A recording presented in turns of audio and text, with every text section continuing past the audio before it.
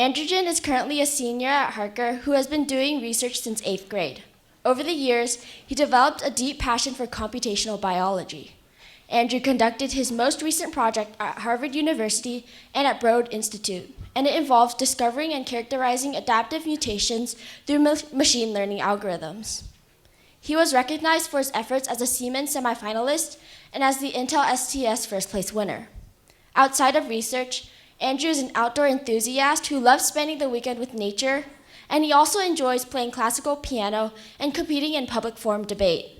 Andrew hopes to continue furthering his knowledge of both computer science and biology in college and beyond.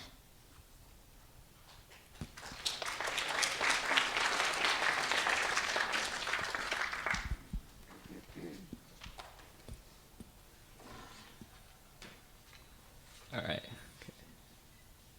All right, hello everyone. My project is titled Shedding Light on Human Evolution, Machine Learning Algorithms for Systematic Genome-wide Characterization and Discovery of Adaptive Mutations. So in 1858, Darwin and Wallace first introduced their theory of positive natural selection, and they postulated that advantageous alleles enhance an individual's chances of reproduction and hence increase in a population's gene pool over successive generations. But despite natural selection's central role in biological progress, we actually know very little about its real-life genetic mechanisms, like which mutations enable us to do algebra or speak languages or be the unique and sophisticated human beings that we are.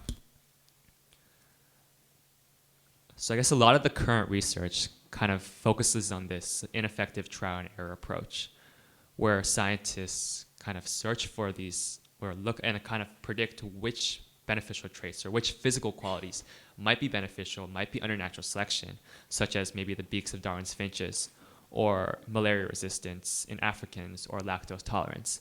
And then they actually go into the genome and try to search for which mutations might be responsible for these traits.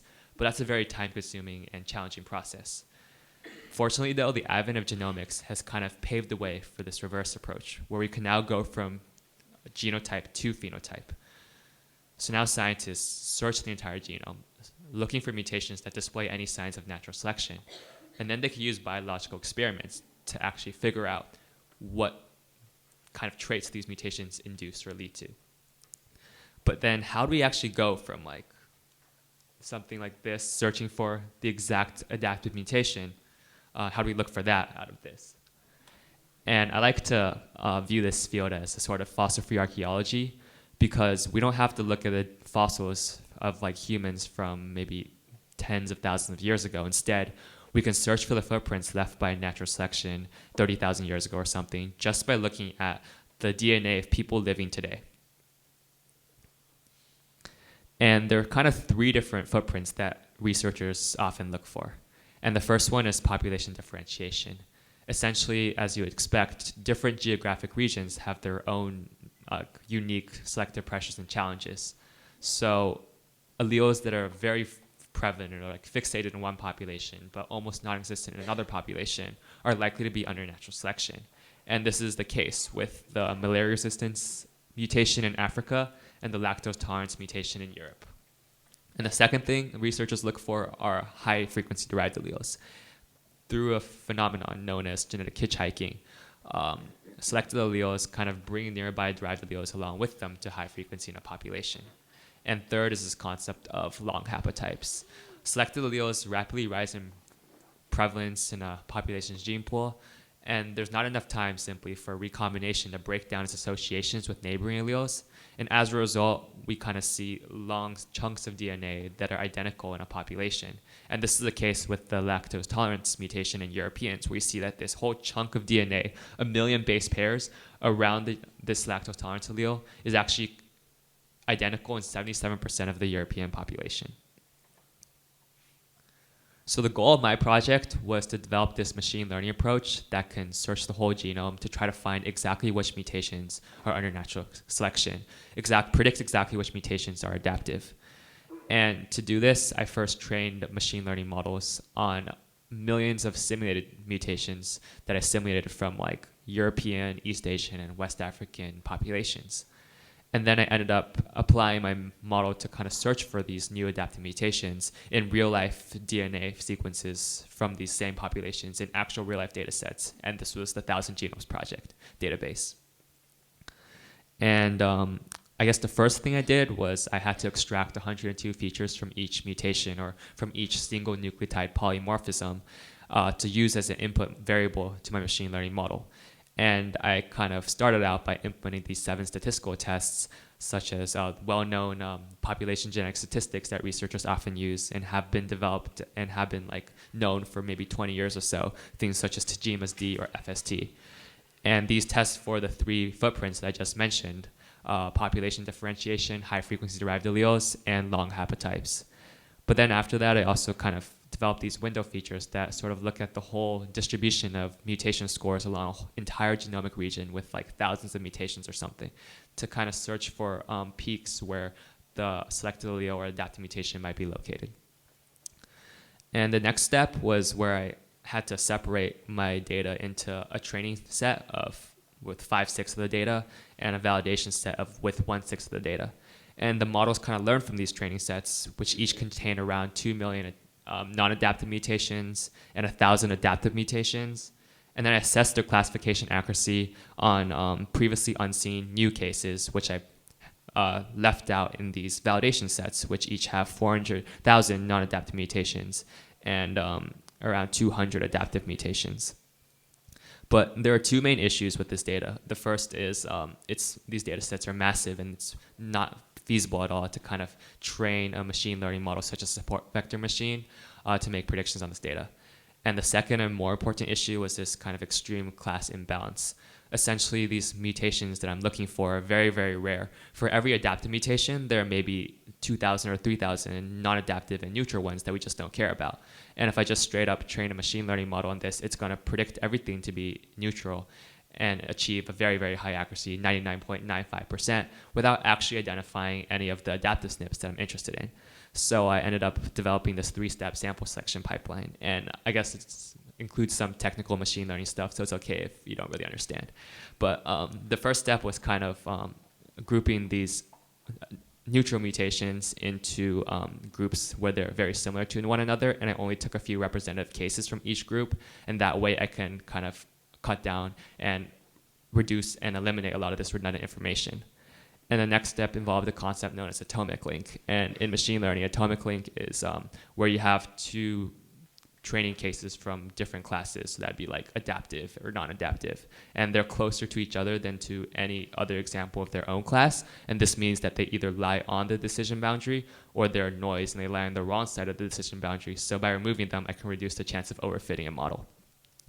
And for the third step, I still didn't really have enough of these rare adaptive mutations, so I synthesized and kind of generated artificial examples of these adaptive mutations by first looking at the 5 closest neighbors of each adaptive mutation, randomly choosing one, and then interpolating a new example between those 2. So after this sort of training set pruning to kind of select the best samples to use, I trained I used 4 different machine learning models or algorithms: support vector machines, random forests, artificial neural networks, and lasso regression. And when I actually tested these, I found that each model had its own strengths and weaknesses. So for example, when compared to the random forest, the support vector machines performed very well on the European data. They were very good at predicting natural selection for these European individuals and their genomes, but it was very ineffective for the East Asians. So I ended up kind of integrating the outputs of all 4 of these models into a majority vote-based ensemble classifier to allow each individual algorithm or model to compensate for one another's weaknesses and kind of achieve the best accuracy possible. And here are some of the results. So I guess in the red box, you see the accuracy of my machine learning models after I assessed their prediction accuracy on these held out validation sets of previously unseen SNPs or single nucleotide polymorphisms. And my models were able to correctly predict 95 to 97% of these adaptive mutations with very low false positive rates of 2 to 3%. But I guess this was all in simulation data still, and we really want to focus on identifying and discovering new mutations in real life DNA sequence. So I further kind of confirmed the effectiveness of my models by seeing whether or not they can correctly predict known adaptive mutations that scientists know are under natural selection in real life data.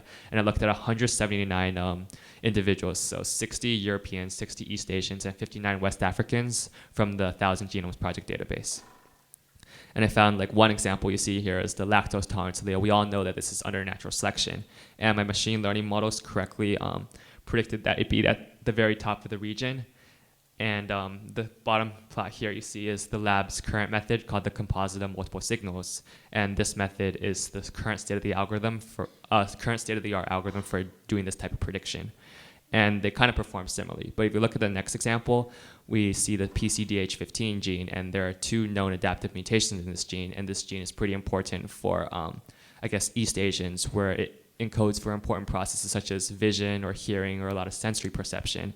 And the 2 known adaptive mutations were ranked to be at the top of the region by my machine learning models. And my models performed significantly better than the current state-of-the-art algorithm. And so that kind of confirmed that my models were working pretty well. And I overall wanted to elucidate and explore potential selective mechanisms on a more holistic level. So I conducted gene set enrichment analysis to search for maybe which gene pathways or which gene families have been under natural selection over the past maybe 30,000 years or so in these 3 populations. And I found a lot of key trends. And as you would expect, infectious disease, diet alteration, and these sort of things are the biggest selective pressures over the past thousands of generations. And we see that in all 3 populations, we have like antigen processing in immune response, or like fatty acid metabolism in like the metabolic processes, or neural crest cell differentiation and development in the brain development kind of theme. So that was pretty interesting to me, and it kind of shows the things how our body's being shaped and the most important systems that are being acted upon by natural selection as a result of these big environmental problems and big exterior challenges that we face. And finally, I ended up, the main part was sort of to discover these new adaptive mutations that haven't been studied before, and kind of see what information or what useful information I can kind of take from them. And one was a mutation in the GPATch1 gene.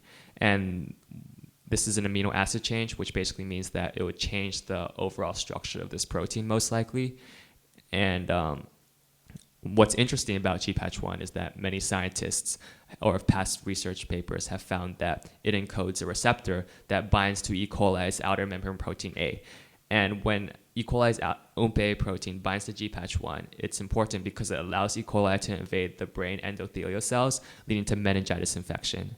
And I kind of wanted, so that was my underlying prediction then. How does GPATch1 protect against meningitis, increase resistance to meningitis? And to investigate this, I did protein structure modeling and computational docking, where I modeled the actual protein 3D structure model of both OMP and GPATch1. And this was with GPATch1, I modeled before the mutation and after mutation. And I found that the mutation actually significantly changed the structure of this receptor, and OMP can no longer bind as effectively, and actually predicted binding energy decreased by more than 2-fold.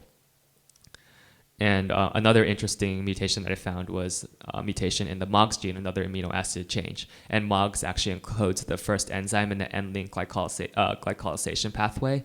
And this is important because past studies find that this process may increase resistance to certain viral infections that rely on glycosylated envelopes for cell entry and replication. And that means maybe increased resistance to infections such as HIV or influenza or herpes or hepatitis. So in conclusion, I ended up developing the first effective machine learning method to pinpoint adaptive mutations across the entire human genome. And my models were able to localize these selection signals to an average of 8 single nucleotide polymorphisms per genomic region, and can correctly predict 95 to 97% of these adaptive mutations in simulated DNA. And in comparison, the current state-of-the-art algorithm, my lab's CMS method, only localizes signals to an average of 47 SNPs per region and correctly identifies less than 90% of selected SNPs. And the final most interesting part, I guess, is where I was able to actually apply the models to discover 130 new potentially exciting adaptive mutations. And when I looked at a few of these in particular and studied them more closely, such as the GPATch1 and MOGS gene that I mentioned, I found that they're very, very relevant to healthcare and medical care because they encode for these important processes that lead to increased resistance or decreased susceptibility to important infectious diseases. So really, scientists and pharmaceutical companies can further use these results as a basis for future biological studies to study Mother Nature, to mimic the intricate designs of Mother Nature, which have been refined over the course of tens of thousands of years in order to develop new treatments and vaccines. So I'd like to thank my mentors, Mr. Joseph Vitti, Dr. Daniel Park, and Dr. Pardis Sabeti of Harvard University and the Broad Institute. I would also like to thank the Research Science Institute and the Broad Institute for providing me with this wonderful summer research opportunity. And finally, I'd like to thank my amazing Harker teachers, such as Mr. Spenner, Mr. Pistacchi, and Ms. Chetty for providing feedback on my research paper, as well as making this amazing research program possible.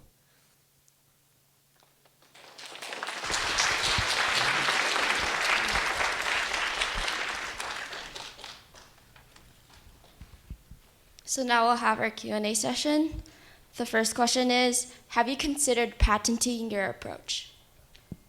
I guess I'm not as interested in patenting this approach because investigating natural selection is a pretty hot and popular research area, because by doing so, researchers can kind of find elements of the genome that are functional and then find very important mechanisms such as like immune response or brain development and stuff like that. So it's a very popular research area. So a tool like this could be very effective and very widely used. So that's kind of one of the main issues with the lab's current method, is that it's very difficult to use. It's very, very time consuming. So a lot of labs have actually wanted to use this method, but it hasn't really been possible. So right now we're kind of mostly are trying to get this published or try to make this kind of tool or software tool available online, publicly available for actual labs to use it to kind of, I guess, guide their biological experiments. And the next question is, how are you inspired to do this project? I guess for me, I've definitely been interested and fascinated with evolution and natural selection from a young age. We learn about it in like middle school, we learn about it again in high school, and we know that it's, as I mentioned before, it's such a central concept and it's such a very elegant and unifying theory that we all kind of understand very well, but we don't actually know any of its like real life genetic mechanisms. Like if I ask you guys what's a mutation under natural selection, you can probably only say like lactose tolerance or like the sickle cell mutation. We really know very little of how our bodies became the way they are, how we actually were able to do these sophisticated things that we can do. And this sort of curiosity, just when I looked into the scientific literature, seeing that there's definitely not very much to study, that kind of inspired me to pursue this research topic. And I also was able to incorporate a lot of machine learning and artificial intelligence, and that's something that has never been done before in this field, and that's because I've had a lot of like experience in the past, and I've also, machine learning is another area that I'm very fascinated by. When did you start working on the project, and how did you balance it with schoolwork? Okay, so I guess for me, this project, a large portion of it was done over the summer. So I did it at the Research Science Institute program, and I started it in kind of the beginning of June. And I worked for maybe 2 months over the summer in the lab, and this was very intensive work where I'd work like maybe 10 hours in the lab every day. And after the summer, during the school year, I would also have to do a lot of work too, working on the applications, working on like doing further studies of the mechanisms of these mutations that I discovered. And that was definitely took a lot of time management and discipline to make sure I finished like homework by a certain amount of time, to ensure that I still had maybe 1 or 2 hours every day after homework to kind of dedicate to research. And another question is, what reasons are there for a mutation to be non-adaptive? I mean, right now, like the large majority of mutations are non-adaptive and neutral because like we've been evolving for so long. A lot of our like organ systems and like processes are very, very close to perfect. So we see that a lot of these mutations, these mutations are just totally random. They pop up. Most of the time they are harmful or they don't do anything. So like most of the protein changes right now are gonna be harmful pretty much for sure, because like the sequences are so well conserved and they actually introduce a huge change to the protein structure. So like these types of mutations would pretty much immediately fall out of the population.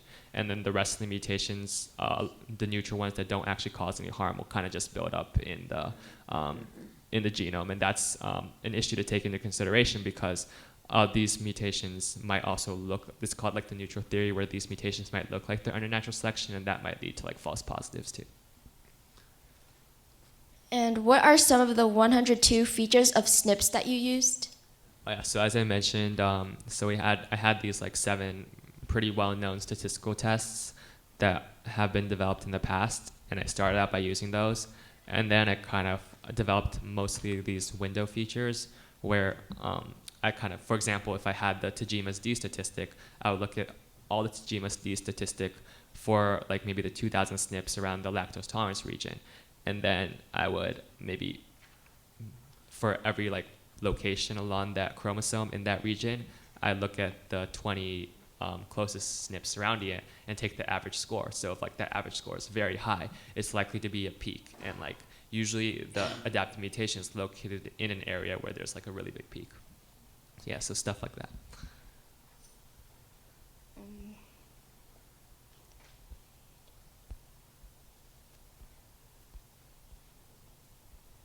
How did you learn how to use lasso, SVM, etc.? So like all this machine learning stuff, for me, it was a lot of self-study, and I guess probably the most useful thing when I first started out learning machine learning was this online Coursera course, the Stanford course by Andrew Ng, and that's a very good course and definitely covers all the basics very well. And then after that, I was sort of just working on my projects and figuring out how to actually apply these methods to the real work I'm doing, and learning about the stuff I've never learned about before by maybe searching online for tutorials, and after things got more complicated, definitely just looking a lot at papers in the field of machine learning. What are the advantages of being able to identify adaptive mutations? Yeah, so the main advantage that everyone talks about is obviously the implications for health, and a lot of these mutations increase our resistance to infectious disease, because that's one of the most that's one of the biggest challenges that we faced after kind of our transition to a more settled agricultural lifestyle, where populations skyrocketed and this density led to very rapid spread of pathogens. And as a result, a lot of selection acts on immune response, so we can kind of mimic Mother Nature's mechanisms. So for example, when I see that the GPATH1 receptor interacts with OMP-A to kind of allow for meningitis infection, by maybe inhibiting this receptor, we can develop new treatments or vaccines. But I guess overall, it's pretty important for like a variety of other fields too. Like it has implications for interdisciplinary research, because this sort of information is very useful for like developmental biologists or anthropologists, where you're kind of just looking at how people became the way they are. And maybe the last question, when did you first become interested in science research? I definitely first became interested in science research in 8th grade, and that was through Harker's after-school research program at the middle school, where I just found it interesting and decided to do a simple project along with my friend, and together we kind of investigated antibiotic resistance. I took soaps from like household sinks and saw whether or not they'd be resistant to common agents in different soaps that we use, and I took bacteria from household sinks. Yeah, so overall, that was my first experience with research, and I really loved the feeling of discovery. And I mean, the results were seemingly like pretty small and insignificant, of course, but like that feeling of knowing something that like no one else has ever known before was definitely very exciting and fulfilling. We have more questions. So, what tools did you use to analyze protein docking and protein modeling? Yeah, so for protein modeling, I guess it was more of like it was like a kind of rough protein model for me, because my main part of the project was working on the tool to search for natural selection, but I pretty much just used Swiss model. But obviously in the future, I'd like to do a lot more refinement, like loop refinement for like energy and stuff, using probably modeler. And then for the docking, I just use like for this type of like protein docking, I ended up using like PatchDock and FireDock online. We're gonna have one more question. What is the false positive rate for CMS? It's not exactly like I don't know, it's not exactly like entirely a machine learning approach, so you didn't like report a false positive rate, but like you can kind of get a sense of the number of false positives per genomic region. So essentially, we're looking at these large genomic regions that may be millions of base pairs of DNA, and we want to find like the 1 or 2 mutations that are driving the selection signal that are actually adapted, that are actually causal, that actually like code for that important trait that is so beneficial. And there are usually like thousands of mutations in these regions. So if scientists want to do the like original trial and error approach, they kind of have to search through all 1,000 or 2,000 of these mutations. And what CMS does is it kind of localize that signal down to 47 mutations, but that's still kind of a lot for scientists to search for. But my machine learning approach on average decreases the number of candidates from like thousands down to 8, and that's definitely a huge improvement. And in many cases, you can clearly see that only like 1 or 2 mutations in the area are likely to be under natural selection. So that's like very strong evidence for like future biological experiments to like set a foundation for these future experiments to find functional elements of the genome and do studies to kind of figure out what they code for. Okay. Thank you, Andrew, for your presentation, and thank you all for attending.